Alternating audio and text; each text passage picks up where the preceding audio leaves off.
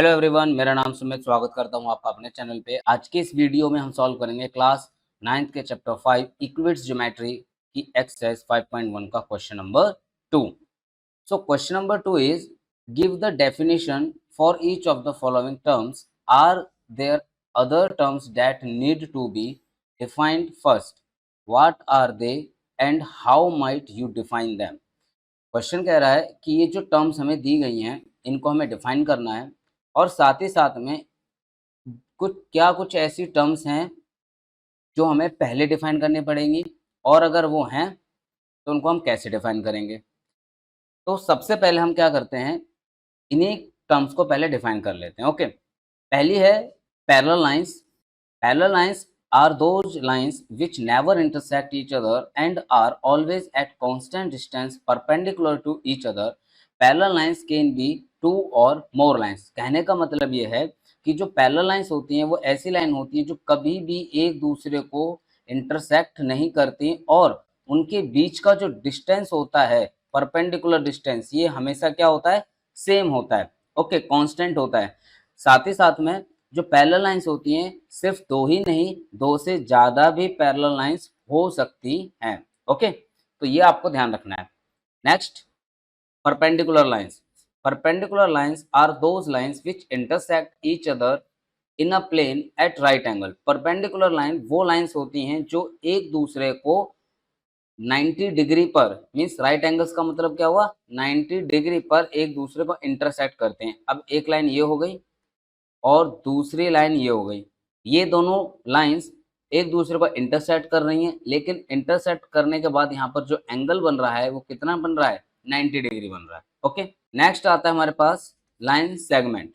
Segment का मतलब होता है टुकड़ा या खंड, और लाइन तो आप जानते ही हैं, रेखा।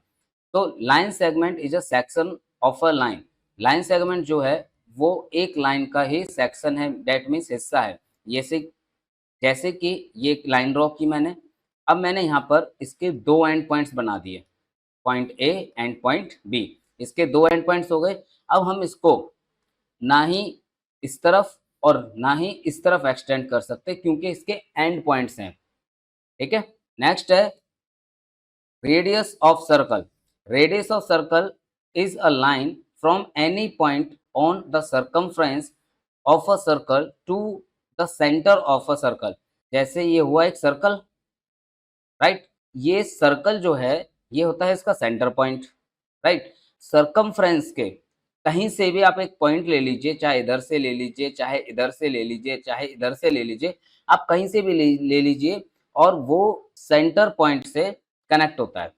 नेक्स्ट है स्क्वायर। स्क्वायर के बारे में तो आप सब जानते ही हैं, ये क्वाड्रिलेटरल होता है, इसकी चार साइड होती है और चारों साइडें इसकी क्या होती हैं, बराबर होती हैं, और साथ ही साथ में इसके जो एंगल्स होते हैं वो भी क्या होते हैं, बराबर होते हैं। ये मैंने क्वाड्रिलेटरल बनाया, राइट, और इस क्वाड्रिलेटरल की ये चारों साइडें क्या हैं, बराबर हैं, और साथ ही साथ में इनका जो एंगल है वो भी बराबर है, और वो कितना होता है, 90 डिग्री।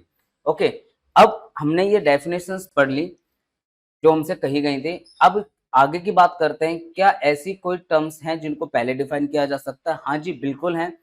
आपने डेफिनेशन में एक चीज देखी होगी, मैंने कुछ टर्म्स क्या किए हुए हैं, बोल्ड किए हुए हैं, डार्क किए हुए हैं। ठीक है, तो इसका मतलब ये था कि वो टर्म्स को पहले डिफाइन करना चाहिए एक पर्टिकुलर किसी दूसरे टर्म की डेफिनेशन के लिए, राइट। जैसे distance, plane, point, line, centre, circumference et cetera. अब जैसे क्वाड्रिलेटरल है तो ये भी हमें पता होना चाहिए। Okay, this was question number 2। Hope आपको समझ में आया होगा। तो प्लीज चैनल को जरूर सब्सक्राइब कीजिए, लाइक कीजिए, वीडियो को शेयर कीजिए अपने फ्रेंड्स के साथ। Stay blessed, keep learning. Thank you very much.